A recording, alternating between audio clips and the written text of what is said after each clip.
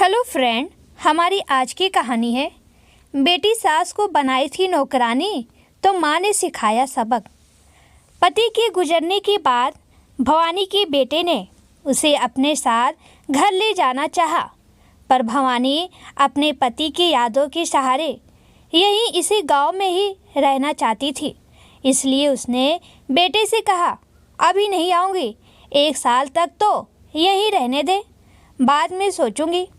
बेटे ने भी सोचा, ठीक है, 1 साल की तो बात है, बीच बीच में आकर देख लूँगा। ऐसा सोचकर वह अपनी पत्नी के साथ वापस चेन्नई चला गया।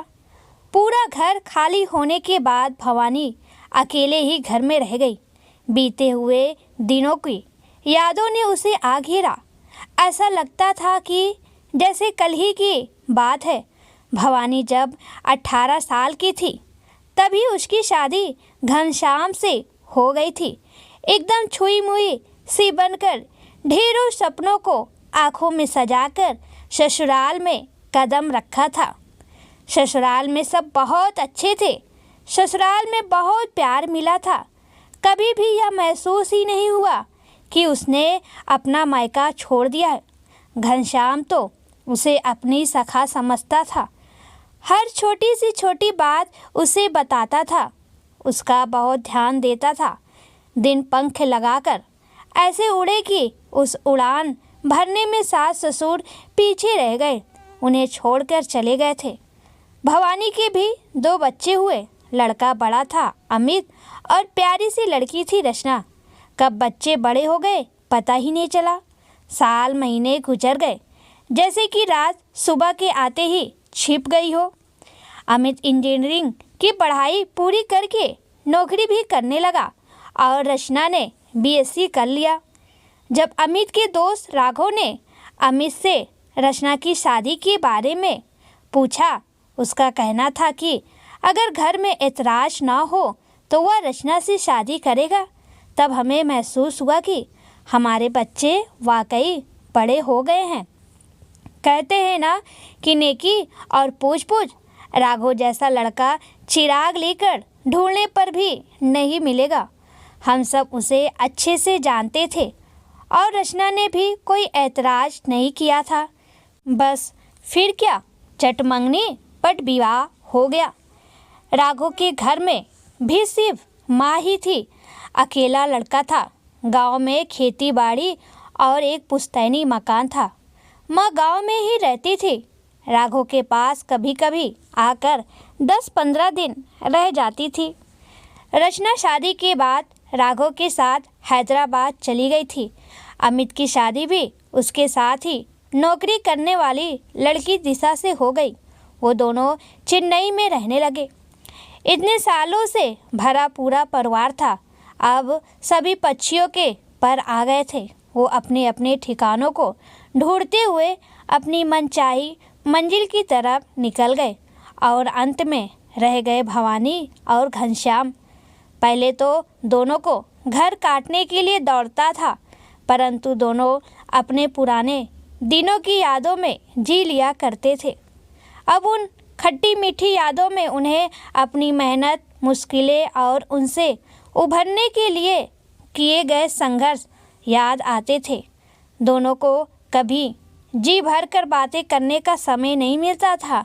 आज वो अपनी ज़िंदगी जी रहे थे, परंतु विधि का विधान ने कुछ और ही तय किया था। एक रात घनश्याम बाथरूम में फिसलकर गिर गए और दीवार से सर के टकराने से वहीं उनकी मृत्यु हो गई। दोनों बच्चे आए। क्रियाक्रम के बाद बेटे ने बहुत जिद की थी अपने साथ चलने के लिए, पर भवानी ने 1 साल की मोहलत मांगी थी। देखते ही देखते 1 साल बिना पति के ही गुजर गया। ईश्वर ने दोनों को 7 जन्मों का साथ दिया है, तो बीच में ही एक को ले जाकर नाइंसाफ़ी कैसे कर सकते हैं। अब साल होने को है। भवानी डर रही थी कि गांव की यादों को छोड़कर शहर की तरफ जाना पड़ेगा। कैसे मनाऊं बेटे को कि कुछ साल और यहीं अपने पति की यादों के सहारे जीना चाहती हूँ। उसने सोचा, ईश्वर के भरोसे छोड़ देती हूँ, जैसा होना है वैसा ही होगा। होनी को कौन टाल सकता है। तभी फ़ोन की घंटी बजती है। भवानी अपने ख्यालों की दुनिया से बाहर आई और फ़ोन उठाया तो रचना थी। माँ कैसी है? इधर उधर की बातें करने के बाद उसने कहा, माँ पिताजी को गए 1 साल हो जाएगा और बरसी पर आकर भाई आपको अपने साथ ले जाएगा। इसलिए मैं सोच रही थी कि थोड़े दिन आप मेरे पास भी आकर रहेंगी तो हमें भी अच्छा लगेगा। बच्चे आपको बहुत याद करते हैं। बोलिए कब की टिकट कराऊं? भवानी ने कहा, रुक जा, मैं सोचकर बताऊंगी। इतनी भी क्या जल्दी है। पड़ोस में रहने वाली रुक्मणी देवी का बेटा भी हैदराबाद में ही रहता है। वह अपने माता पिता से मिलने आया था तो भवानी ने उसके साथ जाने का फैसला कर लिया और टिकट कटाकर रचना को बताया। भवानी ने वहाँ नाती नाते के लिए कुछ नमकीन और मिठाई बनाया और ट्रेन में सवार होकर चली गई। राघव स्टेशन पर लेने आया। घर पहुंचकर रचना और बच्चों को गले लगाया। तभी देखा रचना की सास सल्ला भी वहीं थी। उन्हें नमस्ते किया और हाल चाल पूछा। भवानी ने देखा सल्ला जी बहुत ही कमज़ोर दिखाई दे रही थी। पहले जैसा जोश उनमें दिखाई नहीं दे रहा था। बच्चों ने नानी को घेर लिया। उनके लाए हुए सामानों पर टूट पड़े। उनकी तरफ हंसते हुए देखा और नहाने चली गई। रचना ने खाना परोसा। सबने मिलकर खाया। खाना खाते समय भी सल्ला जी ने कुछ नहीं कहा। थोड़ा सा खाकर वो उठ गई।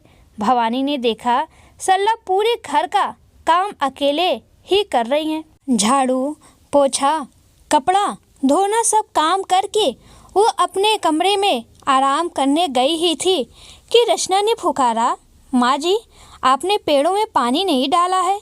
वो फिर वापस आ गई और पेड़ों को पानी देने लगी। जब भवानी ने रचना से कहा, रचना तुम्हारे पास इतने नौकर थे वो सब कहाँ गए? सल्ला जी क्यों काम कर रही हैं? रचना ने कहा, माँ आप नहीं जानती हैं ये इतनी चंट है कि बीमारी का बहाना करके यहाँ रहने आ गई हैं। 5 महीने हो गए हैं अभी भी यही है। मैं इतने काम अकेले कैसे करती? बोलिए ना। वैसे भी वो मेहमान तो नहीं है, यहीं रहने आ गई हैं। फिर मैं अकेले इतने लोगों का काम क्यों करूं? मुझसे नहीं होता। वैसे भी आपको मालूम है इनकी दवाइयों का खर्चा, फिर खाना, यह सब करते हुए नौकरों की तनख्वाह। ना बाबा ना, मैं इतने पैसे नहीं खर्च कर सकती। इसलिए मैंने नौकरों की छुट्टी कर दी है। गांव में भी ये अपना काम खुद करती थी और पर हाँ यहाँ थोड़ा ज़्यादा लोगों के लिए काम करना पड़ता है, पर हम सब उनके अपने ही तो हैं। भवानी ने कुछ नहीं कहा। रचना हमेशा माँ से चिपकी रहती थी, इसलिए भवानी को सल्ला से बात करने का मौका ही नहीं मिलता था। भवानी को आए 5 दिन हो गए थे। रचना ने सुबह सुबह आकर कहा, माँ आज आप दोनों के लिए ही खाना बनेगा। हम लोगों का बाहर जाना है। आते आते शाम हो जाएगी। आप फिक्र मत कीजिए, सास सब कर लेगी, आप बस आराम कीजिए। रचना, राघव और बच्चे तैयार होकर चले गए। जाते जाते रचना ने अपनी सास को बहुत सारे काम दिए कि हम नहीं हैं तो आराम मत कीजिए, एक्स्ट्रा काम कर लीजिए, और चली गई। भवानी बैठक में बैठी थी। सल्ला ने खाना बनाया और रचना के बताए काम करने लगी। फिर 1 बजे के करीब भवानी को खाना खाने के लिए बुलाने आई। भवानी ने उन्हें अपने पास बिठाया और कहा, आप कैसी हैं? उनके इतना कहते ही सल्ला रोने लगी। भवानी ने उन्हें रोकने की कोशिश नहीं की। 10 मिनट रोने के बाद वो संभली और कहा, मैं ठीक हूँ। आपके पास अपना मकान, खेती बाड़ी सब थी ना, फिर आप इनके पास यहाँ? सल्ला ने बताया कि गांव के मकान को इन लोगों ने बेचकर यहाँ 2 घर दोनों बच्चों के नाम खरीद लिया है और मुझे यह कहकर यहाँ लाए कि इस उम्र में अकेले नहीं रहना, हमारे साथ रहें। वैसे भी आजकल थोड़ी सुस्ती सी रहती थी, सोचा चलो अपनों के साथ रह लूँगी तो मन को आराम मिलेगा। यहाँ आने के बाद से रचना ने मेरी ये हालत कर दी है। मुझसे कहती है कि काम वाले नहीं आना चाह रहे हैं, इसलिए अपना काम खुद ही करना है। कोई बात नहीं है, कर दूंगी, पर अकेले नहीं हो पाता है। एक दिन रचना नहीं थी, तब काम वाली पैसे लेने आई थी। उसने मुझे बताया था कि आपसे काम कराने के लिए ही रचना भाभी ने हमें काम से हटा दिया है। आपकी बेटी है, उसकी बुराई आपसे करूं अच्छा नहीं लगता है। आपस भी नहीं जा सकती क्योंकि अब मेरे पास रहने के लिए घर भी नहीं है। उन्हें मैंने चुप कराया और हम दोनों मिलकर खाना खाने लगे। मेरे मन में उथल पुथल मची थी, कुछ कहना है या सोच रही थी। पड़ोस के लड़के से मैंने बात की और कहा 2 टिकट टूर के लिए ला दोगे? उसने कहा ओके दादी, अभी ऑनलाइन में ही बुक कर देता हूँ। कब के लिए? भवानी ने कहा आज मिले तो आज, नहीं तो कल के लिए कर दो बेटा। उसने रात को 10 बजे की ट्रेन के लिए टिकट बुक कर दिया। भवानी ने सरला से कहा आप अपना सामान पैक कर लीजिए, आज से हम दोनों एक साथ मिलकर रहेंगे, एक दूसरे का सहारा बनेंगे। हम समधन नहीं, बहनें हैं। मेरी बेटी की किए के लिए मैं आपसे माफ़ी मांगती हूँ। जिन्हें हमसे मिलना है वो ही हमारे पास आएंगे। जहाँ हमारी इज्जत नहीं, वहाँ हमें रहना नहीं है। दोनों एक दूसरे से गले मिलते हैं। सरला ने सामान पैक कर लिया। दोनों ने मिलकर खाना बनाया और जैसे ही रचना राघव घर पहुँचे, भवानी ने अपना फैसला सुना दिया और रात की ट्रेन के टिकट दिखाया। रचना हैरान थी कि माँ ने ऐसा निर्णय क्यों लिया है। उसे मालूम है कि माँ अब उसकी सुनने वाली नहीं है। राघव उन्हें छोड़ने स्टेशन पहुँचा और भवानी के पैर छुए, हाथ पकड़कर कहा आप मेरे लिए भगवान से कम नहीं हो। मैंने अपनी माँ को तिल तिल कर मरते देखा, पर पत्नी के डर से उनके लिए कुछ नहीं कर सका। रचना मुझे धमकी देती है कि वह आत्महत्या कर लेगी। मैं उससे बहुत प्यार करता हूँ, इसलिए डर जाता था। आपने आज मेरी परेशानी दूर कर दी है। आप ना मत कीजिए, मेरी कसम है। मैं भी आप लोगों के लिए कुछ करना चाहता हूँ। भवानी ने कहा क्या? हर महीने मैं आपके बैंक में कुछ पैसे भेजूंगा। आप दोनों को जैसे रहना है रहिए, तीर्थ पर जाना है जाइए, पर ज़रूरत पड़ने पर पैसों का इस्तेमाल करेंगे, यह वादा कीजिए। दोनों ने हंसते हुए कहा क्यों नहीं, आप हमारे बच्चे हो, आपसे नहीं तो किससे मांगेंगे। सरला ने और भवानी ने राघव को आशीर्वाद दिया और ट्रेन में बैठ गई। राघव के घर पहुंचते ही रचना ने गाना शुरू किया। मेरी माँ को आपकी माँ ने ही भड़काया होगा। राघव ने कुछ नहीं कहा। रचना तंग आकर कुड़कुड़ करते हुए सो गई। दूसरे दिन सुबह ही उसने काम वाली बाई, खाना बनाने वाली बाई और गार्डनर को फ़ोन करके बुला लिया। रचना सोच रही थी कि यह माँ को क्या हो गया है। उन्हें तो भाई के साथ चेन्नई जाना था, ज़बरदस्ती मेरी सास को भी अपने साथ ले गई है। इन्हें समझना तो मेरे बस की बात नहीं है। वहाँ पहुँचने के बाद फ़ोन भी नहीं किया है। मैं भी नहीं करूँगी, उनकी ही बेटी हूँ ना, देखती हूँ कब तक मुझसे नाराज़ रहेंगी। तभी रचना के नाम कोरियर आता है। उसे समझ में नहीं आ रहा था कि उसके नाम किसने कोरियर भेजा है। वह क्या है देखने के लिए खोला तो देखा उसमें एक खत है। जल्दी से खोलकर देखा कि उसे खत लिखने वाला कौन है, और वह भी आज के ज़माने में। खत खोला और पढ़ना शुरू किया। अरे ये तो माँ का खत है, मुझे मनाने के लिए लिखी है। मैं खुश हो गई, पढ़ने लगी। मेरी प्यारी परी, सोच रही होगी ना कि मैं खत क्यों लिख रही हूँ। तुम्हारे घर में सास के प्रति तुम्हारे बर्ताव को देखने के बाद मेरा दिल बहुत दुखी हो गया था। मैंने कभी सपने में भी नहीं सोचा था कि मेरी बेटी बड़ों के साथ इस तरह का व्यवहार कर सकती है। तुमने बचपन से मुझे अपनी दादी के साथ देखा, कभी भी मैंने उनके साथ गलत व्यवहार किया था क्या? और तुमने तो हद कर दी है। सारे नौकरों की छुट्टी करके अपनी माँ समान सास से काम कराया, या कहते हुए कि 2 वक्त का खाना और दवाइयाँ दे रही हूँ। तुम कमा रही हो नहीं ना? उनका बेटा, जिन्हें उन्होंने पति की मृत्यु के बाद बहुत ही मेहनत और मुश्किलें झेलकर पढ़ाया है, वह कमा रहा है। सास का हक है अपने बेटे के पैसों पर उन्होंने कभी हक नहीं जमाया। अपनी मर्जी से अपने घर में रह रही थी, उसे भी बेच दिया और उन्हें अपने ही घर में नौकरानी का दर्जा दिया।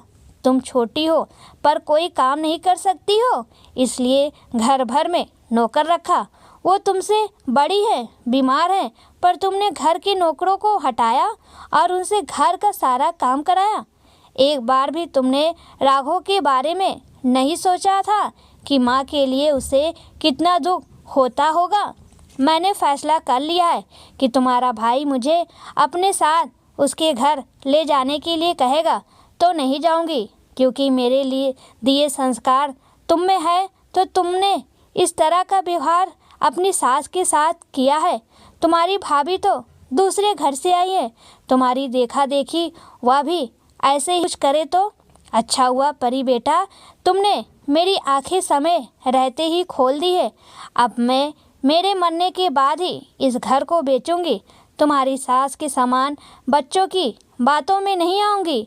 और एक बात कान खोलकर सुन लो, तुम्हारी सास और मैं एक दूसरे का सहारा बनकर यहीं रहेंगे। तुम्हारी की गई गलती को मुझे ही तो सुधारना पड़ेगा, है ना? हमें देखने की इच्छा होगी तो तुम लोग ही यहाँ आ जाना। मुझे लगता है कि शायद मैंने तुम्हें अच्छे संस्कार नहीं दिए हैं। खैर, तुम्हारी माँ भवानी। पत्र पढ़कर रचना की आंखों से पश्चाताप के आंसू बहने लगे। लेकिन पछताने से क्या फ़ायदा दोस्तों, जब इंसान को दुख मिल चुका हो